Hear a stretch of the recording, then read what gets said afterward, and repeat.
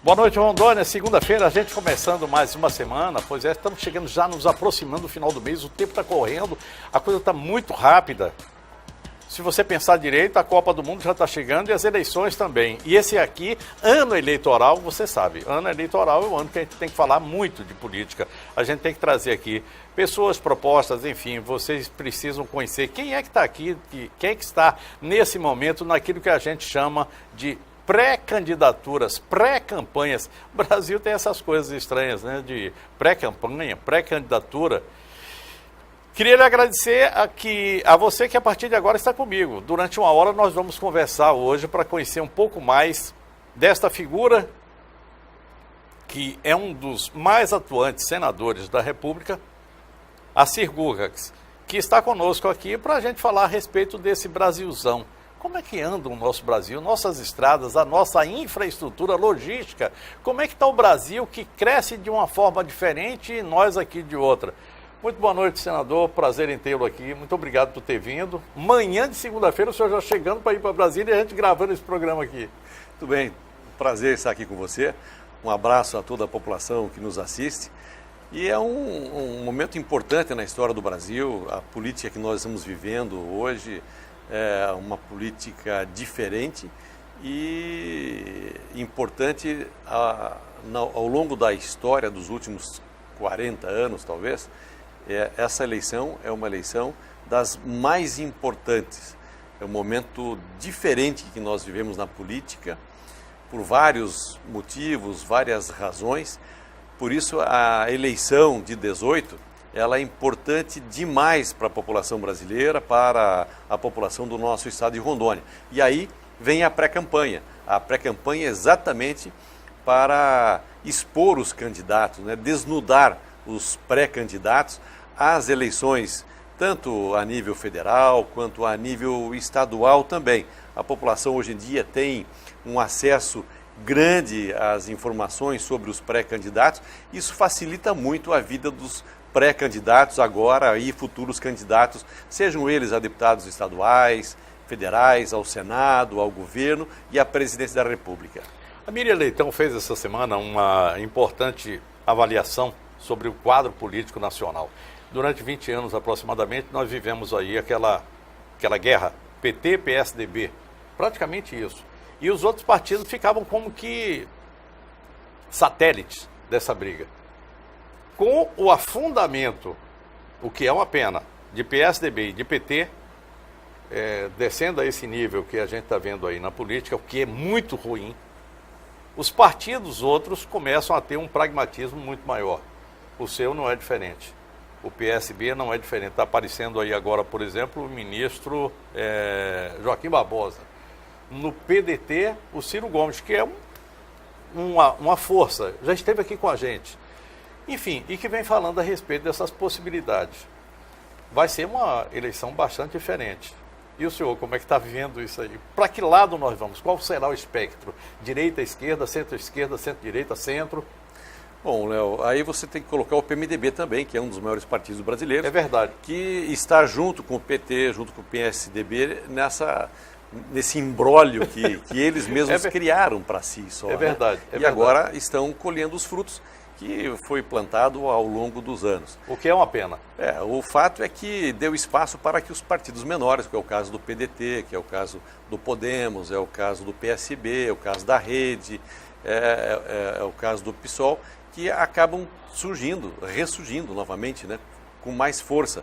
Então nós temos a Marina, pré-candidata a presidente da República, nós temos o Ciro Gomes, nós temos, eu não lembro o dono da Riachuelo, olha a relação, né? Estamos falando de uma pré-candidatura de um pré-candidato do PRB, se não me falha a memória, isso, que é ligado, um dos proprietários da... Só me engano, Fernando, acho que é, mas não afirmaria com certeza. Fernando, não. Pois é. Então, são nomes novos que estão surgindo positivamente. O Ciro Gomes defendendo as suas bandeiras. Eu entendo que o Ciro é um pré-candidato dos mais preparados para a campanha e mais preparados também para uma gestão à frente do governo brasileiro.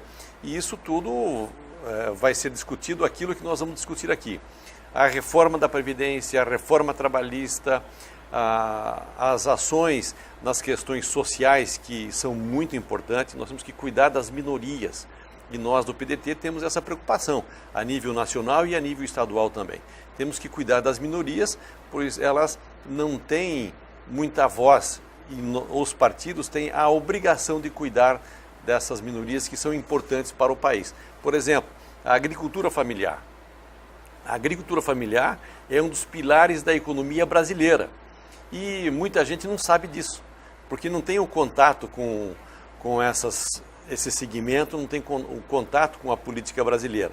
E a agricultura familiar em Rondônia, por exemplo, tem uma importância muito grande na sua produção e começa a ter uma importância onde nós já estamos atuando há muito tempo, não só na produção, mas na industrialização daquilo que produz também. São pequenas indústrias, indústrias familiares também, que começam a crescer e ter a sua importância na economia brasileira. Portanto, essas eleições desse ano, ela trará esse debate a miúde, esse debate para que os candidatos possam expor as suas ideias e o seu programa de governo. E a população vai votar não só no candidato, mas no seu programa também, no seu compromisso com as reformas, no seu compromisso com a infraestrutura. São obras de infraestrutura que nós precisamos no Brasil e principalmente no estado de Rondônia. O estado de Rondônia, que é muito jovem ainda, tem tudo para se fazer. Então nós temos que linkar as obras de infraestrutura com as obras sociais e com a produção agrícola e a industrialização da produção agrícola. Então está tudo linkado.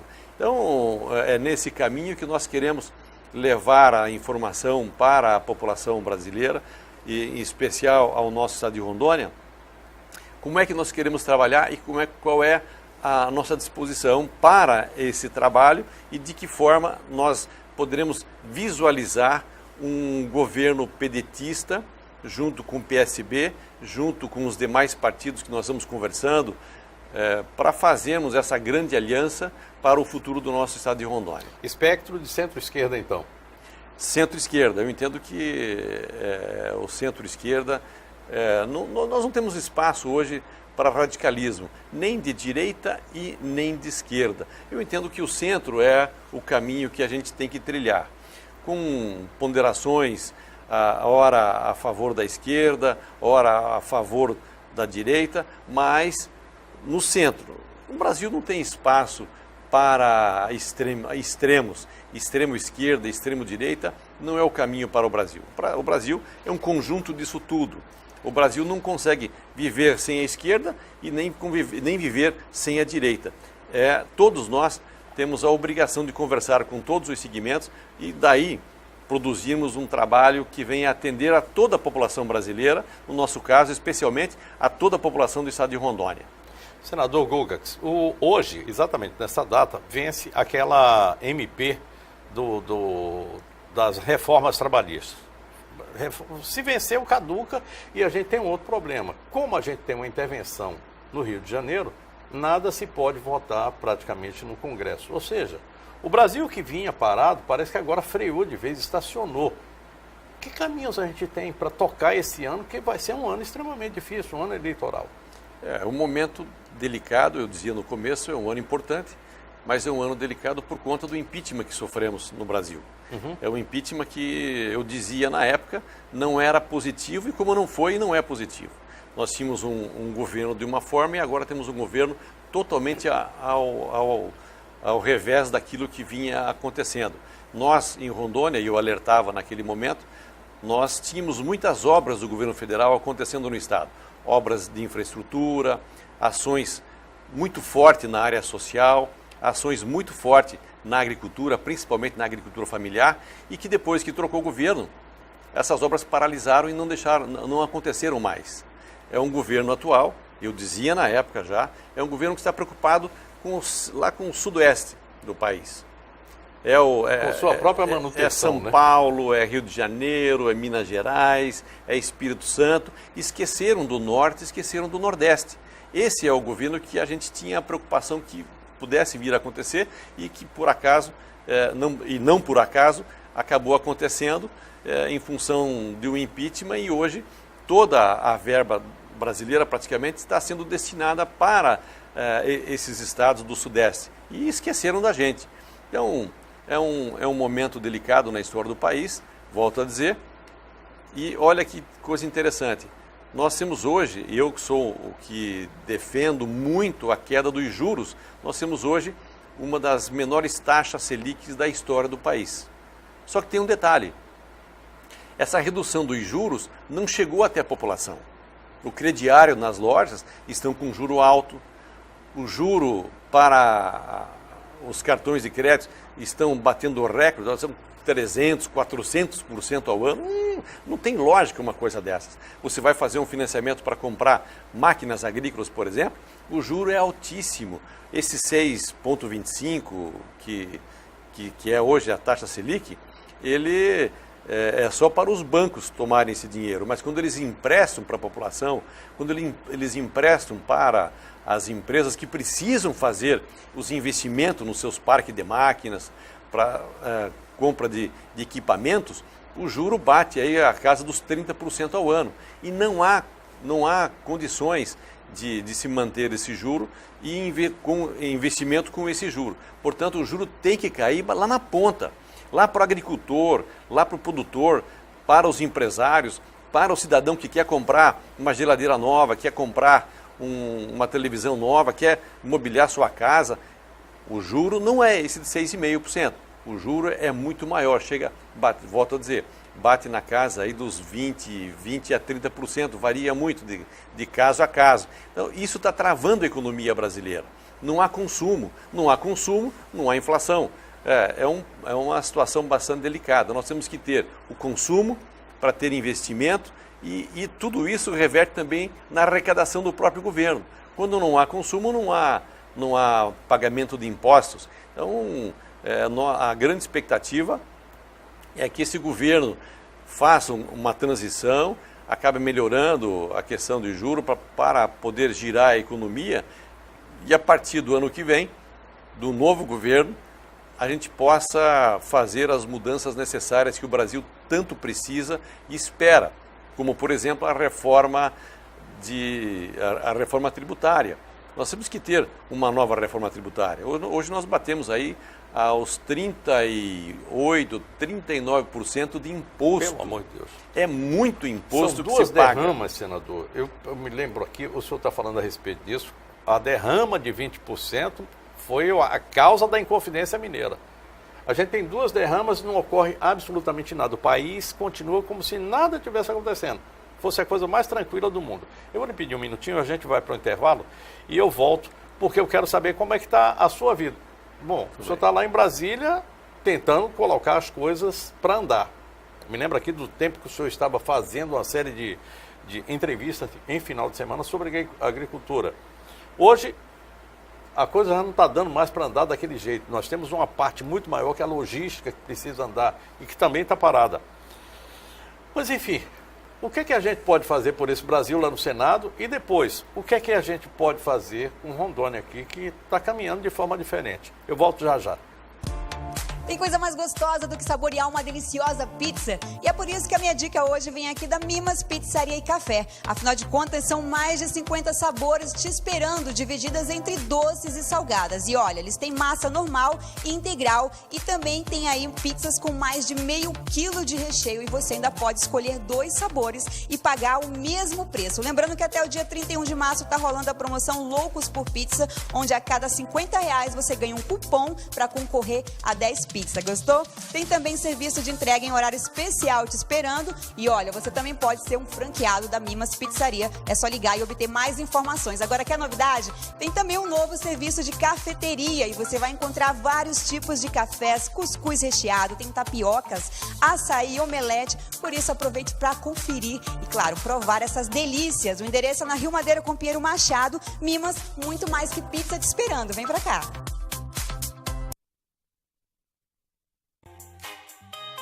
Olha só, esse recado é especial para você que quer comprar produtos de limpeza, mas quer qualidade, maior durabilidade, melhor preço. Você precisa conhecer a Rondoquímica. É isso mesmo. Aqui eles fabricam e podem oferecer tudo isso para você. Ó, você que precisa de produto específico para limpezas de lanchonete, churrascaria, também aí açougues, frigoríficos, laticínios, você pode encontrar uma linha completa e específica para esse tipo de limpeza. Isso mesmo. A Rondoquímica também vende esse tipo aí de tambor de 200 litros plástico. Ele é ideal, gente, para cortar no meio, fazer coxo, pôr água, carregar óleo diesel e muito mais. Tem essa opção também, ó, de galão de 50 litros. Você que é fazendeiro, chacareiro, comerciante, precisa desse tipo de produto? Vem comprar aqui. O telefone para maiores informações, anota aí, 35338261, e o endereço é fácil. É aqui na Avenida Amazonas, número 7708, logo depois da Avenida Mamoré. A Rondoquímica tá só esperando por você.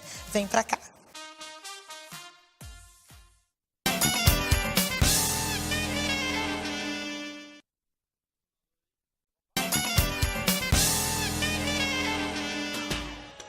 Voltamos para o segundo bloco do nosso programa de hoje. Eu estou conversando com o senador Assir Gurgak. A gente estava falando aqui a respeito, enquanto vocês estavam aí assistindo as nossas mensagens, a gente estava conversando aqui a respeito de algumas coisas, né? Por exemplo, como é que é a cabeça de um empresário na hora que entra na política? Não deve ser fácil. Só para corrigir, eu disse que o nome do candidato da Riachuelo era o Fernando, não, é Flávio Rocha. Pronto, troquei, tinha um F no meio não, no começo, mas é Flávio. Flávio Rocha é o nome lá que se aventura. E ele está com um discurso ainda que demora para você entender. Como é que é isso, senador? O senhor que é empresário e foi para a política, demora para entender como é que é? Os tempos são diferentes? Olha, é um grande desafio. Eu sempre coloco nas reuniões que eu faço, em associações comerciais, CDL e tal, que todo empresário deveria passar pelo menos um ano na vida pública, que é para poder entender a dificuldade que é a vida pública. E quando a gente sai do regime de empresário e vem para a vida pública, quase que dá um nó na cabeça da gente, porque a gente está acostumado a ter mais objetividade, resultado rápido, e tudo isso é difícil, é diferente na vida pública. Então o time é diferente. Nós queremos sempre ter o resultado positivo das nossas ações. E esse resultado tem que ser rápido. E aí a gente se depara com vários entraves, com várias dificuldades, várias leis que não deixam você ter um resultado rápido e ser objetivo como a gente é. Então, a gente tenta conciliar o nosso pensamento, a nossa angústia de ter esse resultado rápido com aquilo que a lei determina que a gente tem que se fazer. Mas mesmo assim, mesmo com todas essas leis que elas existem para proteger o dinheiro público, para proteger o bem público, nós podemos ser mais rápido do que é hoje o governo.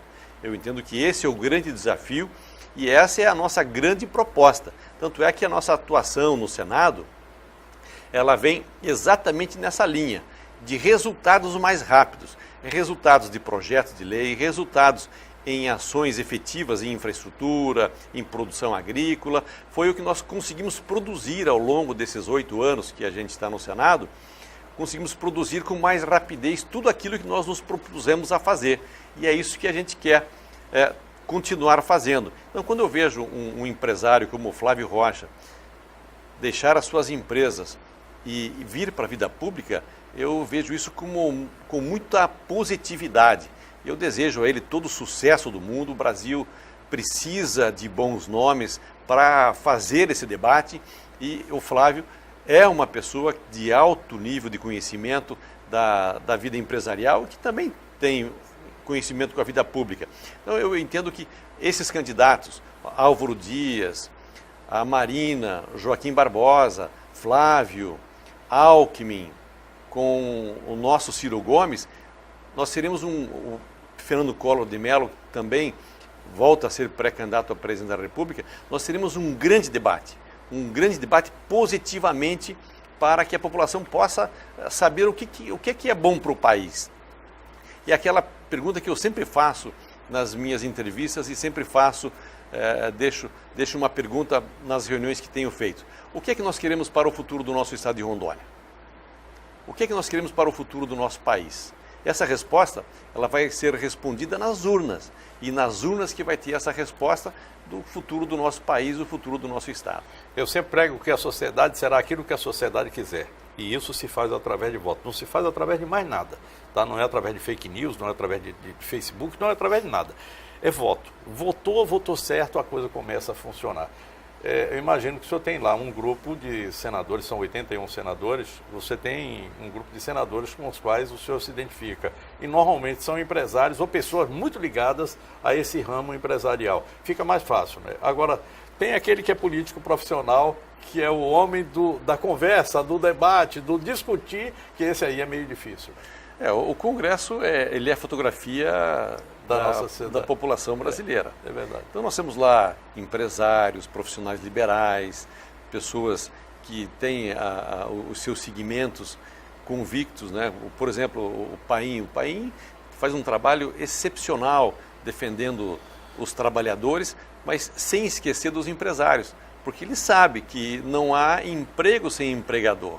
Então nós fizemos esse debate com muita tranquilidade, e a minha aproximação com o Paim, por exemplo, ela é muito grande, exatamente porque nós queremos a mesma coisa. Nós queremos que os trabalhadores sejam bem remunerados, e para que os trabalhadores possam ser bem remunerados, nós temos que ter empresas de alto padrão, de alto nível, que possa fazer o pagamento, que possa pagar essas pessoas. Então, uma coisa não trabalha sem a outra. É um convívio harmônico com aquelas pessoas que querem o bem comum, querem trabalhar pela coletividade. E é esse o trabalho que nós temos lá. É claro que temos algumas pessoas que não pensam na coletividade, pensam no individual, que não é o nosso caso. Não faz parte da nossa turma. Não é do grupo. Não é do grupo.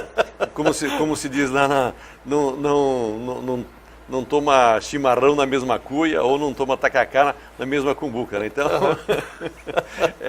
tem essas divisões.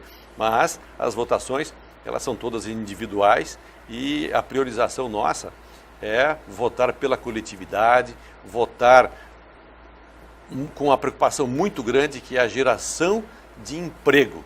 Hoje é o grande problema que nós temos no Brasil, é a geração de emprego. Nós temos que cuidar do emprego, e para cuidar do emprego tem que também cuidar do empregador. Nós não podemos ficar pendurado, como se diz, na folha de pagamento do Estado. Nós temos que fazer com que a economia caminhe com as suas próprias pernas. Nós não podemos depender de governo para plantio, para colheita, para industrialização. Então nós temos que ter uma economia forte através de grupos econômicos, empresas fortes, sejam elas micro, pequenas, médias ou grandes. Toda essa cadeia tem que ser produtiva, tem que ser independente. E nós temos que proteger essas pessoas que produzem, que trabalham, produzem emprego e produzem impostos também. Então é uma convivência harmônica com quem pensa dessa forma lá em Brasília. O Código Ambiental foi um grande avanço no Brasil, e ele foi feito através dessa junção de cabeças diferentes. Esquerda e direita. Aldo Rebelo foi um dos homens que ajudaram bastante na consecução desse código para o meio ambiente. Nós temos um outro problema que não foi resolvido lá durante essa questão do meio ambiente. Nós temos travas, que aliás o senhor tocou nesse assunto há poucos dias, quando falou a respeito do licenciamento ambiental. Como é que está isso, senador? Muito bem, eu tenho certeza que a reforma do Código Florestal foi um grande avanço para o país e em especial para nós aqui da Amazônia, especialmente para nós de Rondônia. Podemos dar a nossa parcela de contribuição muito forte naquele momento, destravando todos os nossos agricultores, principalmente de Rondônia, trazendo todos para a legalidade. Havia uma discussão grande que todos estavam ilegais perante a lei, e no Código Florestal, através de várias ações nossas, emendas, na época eu era presidente da Comissão de Agricultura, pude atuar forte com relação a isso. Trouxemos todos os agricultores rondonienses para a legalidade. Isso deu um novo momento na história de Rondônia. Tanto é que depois... O senhor fazia quase que toda semana uma reunião aqui, né? Quase toda semana. Toda semana, todas as sextas-feiras, à tarde, eram destinadas a debater a agricultura brasileira, com foco na Amazônia, em especial no estado de Rondônia. Depois do Código Florestal, da reforma do Código Florestal, o nosso agronegócio em Rondônia teve um salto muito grande. Exatamente porque trouxe legalidade aos nossos agricultores, sejam eles pequenos, médios ou grandes. Deu segurança jurídica e Rondônia passou a produzir cada vez mais e ter um crescimento acima da média nacional. Agora nós estamos com um problema, que são os licenciamentos ambientais. Esses licenciamentos têm causado problemas para as obras no Brasil. Por isso nós colocamos um projeto que é o marco regulatório, o novo marco regulatório do licenciamento ambiental no Brasil, priorizando o cuidado com o meio ambiente, que é uma preocupação que todos nós temos que ter. Não há um conflito entre produção e o cuidado com o meio ambiente. Há uma união entre a produção e o cuidado com o meio ambiente ou o ambiente que nós vivemos. Nós temos que cuidar das nossas reservas, nós temos que cuidar das nossas nascentes, dos nossos rios, dos nossos lagos, das nossas reservas ambientais, florestais e tudo mais. Agora, em nome disso, não podemos travar o Brasil. Por exemplo, para se fazer uma operação tapa-buraco em qualquer asfalto, tem que se ter uma licença ambiental para se fazer a licitação. Ora, para que ter uma licença ambiental para fazer um serviço de tapa-buraco ou de recapeamento numa estrada ou numa recuperação de estrada que já existe? Então, essas burocracias, elas têm que acabar no Brasil. Grande exemplo que nós temos hoje no Brasil é a BR-319. Uma BR que ela foi asfaltada lá nos anos 70. Não houve manutenção, o asfalto acabou, mas a estrada está ali. Por que nós temos que ter um licenciamento ambiental para refazer o asfalto da BR-319? Sendo que é uma estrada importante para Rondônia, importante para o país, importante para os nossos agricultores aqui do entorno de Porto Velho, que nós queremos produzir os nossos produtos hortifrutigranjeiros aqui em Porto Velho e levar para Manaus por estrada. Porque pela balsa levam 7 dias, estraga tudo, apodrece no meio do caminho. Por balsa em 7 dias, sendo que pela estrada são 14, 15 horas se nós tivéssemos o asfalto daqui a Manaus. Então é importante para o país. Então nós fizemos um novo marco regulatório para licenciamento ambiental. Cuidando do meio ambiente, é bom que se diga, nós estamos preservando as questões ambientais, mas dando mais celeridade às licenças para as obras importantes para o Brasil. Para você ter uma ideia, Léo, ano passado o DENIT conseguiu licenciar apenas 2 obras no país para obras de infraestrutura. Somente 2 obras. Não dá. O Brasil precisa de muitas obras. Obras de ferrovias, de rodovias, de portos, aeroportos, obras nas cidades, obras urbanas. E nós estamos travando o Brasil com as questões ambientais. Veja bem, não vamos confundir a não preocupação com o meio ambiente com a liberação de obras. Nós queremos liberações de obras mais rápidas, mas com responsabilidade ambiental, cuidando do meio ambiente. Não há não vamos, porque às vezes as pessoas podem confundir, não, o Assir agora está querendo não cuidar do meio ambiente, esquecer das nossas florestas, avançar o desmatamento. Pelo contrário, nós queremos travar o desmatamento ilegal, nós temos que cuidar das nossas reservas, cuidar do meio ambiente, mas em nome disso não podemos travar o desenvolvimento brasileiro, principalmente no nosso estado de Rondônia, principalmente na Amazônia, em especial no estado de Rondônia. O senhor está falando uma coisa aqui que muito me preocupa, é o seguinte, de vez em quando eu sou ambientalista, de carteirinha, e eu sempre fico muito preocupado quando a gente começa a falar a respeito, por exemplo, da questão madeireira no estado. É uma atividade, como é a atividade também o garimpo, como é a atividade tudo aquilo que a gente possa utilizar como fonte de produção. O que precisa é ter regulamento, precisa ter regra para se fazer essas coisas. Os manejos florestais precisam ser absolutamente corretos, abertos e pronto, está aí feita essa ressalva, que eu acho que é extremamente importante. Nós não podemos olhar a floresta como, não, ela não pode ser derrubada, ela cai sozinha, a gente tem que retirar alguma coisa. O manejo sustentável é altamente produtivo, é importante para a economia e importante para a ecologia também, é importante para o meio ambiente. O que nós precisamos é ter regras claras para que isso venha a acontecer, e nós darmos uma resposta para a população. O que adianta nós termos uma floresta e não usufruirmos dela? Nós precisamos usufruir da floresta. O que adianta nós termos uma riqueza enorme, como, por exemplo, os nossos diamantes aqui de Espigão do Oeste, se nós não tivermos acesso a ele? E quem tem acesso só são os clandestinos. Isso não pode acontecer. Tem que ter regras claras, protegendo o meio ambiente e protegendo a população brasileira. O mais importante é cuidar das pessoas. As pessoas é que cuidam das florestas, são as pessoas que cuidam das nossas reservas. Agora, nós temos que dar instrumentos legais, claros e objetivos para que eles possam fazer isso. Muito bem colocado. Eu vou para o intervalo, já eu estou voltando, porque eu queria saber do senhor o seguinte, como é que anda agora? Eu tenho medo até de falar em pré-campanha. Eu tenho medo.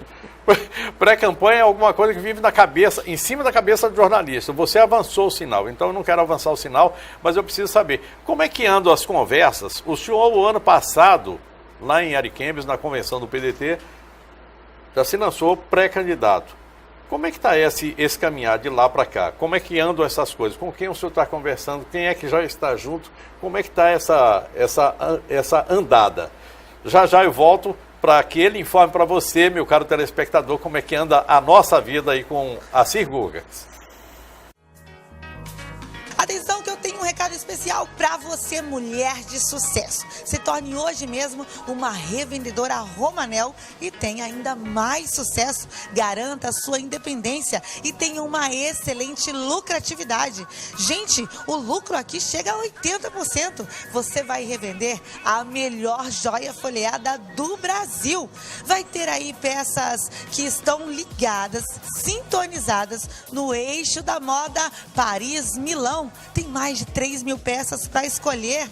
E é lógico, tem também todo o apoio de mídia em jornais, revistas, televisão. Olha eu aqui falando da Romanel. Então não perde tempo. Venha hoje mesmo a uma loja Romanel e se torne uma consultora independente de sucesso. Tem Romanel no shopping, na Jatuarana, na 7 de setembro e aqui na Carlos Gomes, esperando por você.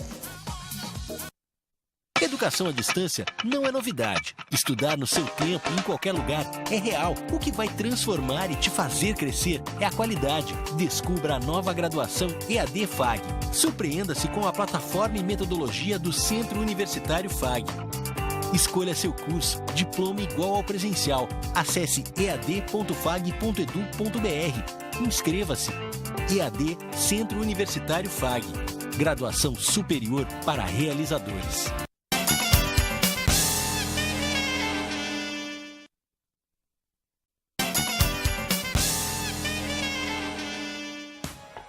Voltamos para o terceiro e último bloco dessa nossa conversa aqui com o senador Cir Gugas. Se a gente estava perguntando para ele como é que fica agora. O ano passado, em outubro, novembro, por aí assim, ele fez o anúncio da sua pré-candidatura. Foi o primeiro. Olha, eu sou pré-candidato ao governo do estado e estamos conversando. Bom, de lá para cá, como é que anda isso? Tem gente que ainda não fez. Tem gente que está refazendo. E o senhor, como é que está nessa andada aí, de lá para cá? Muito bem, Léo, nós fizemos a nossa pré-candidatura, o lançamento da nossa pré-candidatura no passado, com a presença do Ciro Gomes, nosso presidenciável também pré-candidato, com o Lupe, nosso presidente do PDT, e de lá para cá nós continuamos o nosso trabalho, visitando todos os municípios. Agora, nesse final de semana, nós estaremos no Cone Sul, visitando Vilhena, Colorado, Cerejeira, Cabixi, Pimenteiras, Chupinguaia, Curumbiara, fazendo as andanças, levando as nossas propostas e também colhendo informações para a gente fazer o nosso plano de governo. Então a campanha ela está na rua. Eu sou pré-candidato ao governo do estado, muitas discussões de processos, isso é coisa de advogado que resolve. Eu faço a minha parte, tenho a garantia dos advogados que a minha candidatura está 100% viabilizada e nós estamos em campanha. Aliás, em pré-campanha. Nós estamos em pré-campanha, visitando os municípios e conversando com os partidos. Estamos conversando com o PMDB, com o PSC, com o PV, com o PT, com o PSDB, com o DEM, com o Podemos, com a Rede, com o PSOL. Estamos conversando também, isso eu falo com relação ao PDT e o PSB. Por quê? O PDT e o PSB, nós resolvemos fazer uma campanha juntos. Uma pré-campanha juntos. Então, eu como pré-candidato ao governo e o Gesualdo Pires como pré-candidato ao Senado da República. Esteve conosco aqui semana passada, sexta-feira. Então nós estamos fazendo em bloco essa caminhada, conversando com todos os partidos. O fato é, olha, o PDT e o PSB têm pré-candidato ao governo do Estado e ao Senado, pré-candidatos a deputados federais e pré-candidatos a deputados estaduais também. E estamos convidando os demais partidos para virem trabalhar conosco nessa proposta de querer trazer para o governo do Estado uma gestão de qualidade, uma gestão mais rápida, mais enxuta, com uma preocupação em desenvolvimento do Estado através de geração de emprego, investimento na infraestrutura, investimento na agricultura e uma preocupação, em primeiro lugar, com a educação. Este é o norte da nossa campanha. Temos uma atenção especial evidente para a saúde pública, sem saúde ninguém faz nada, e a segurança pública também.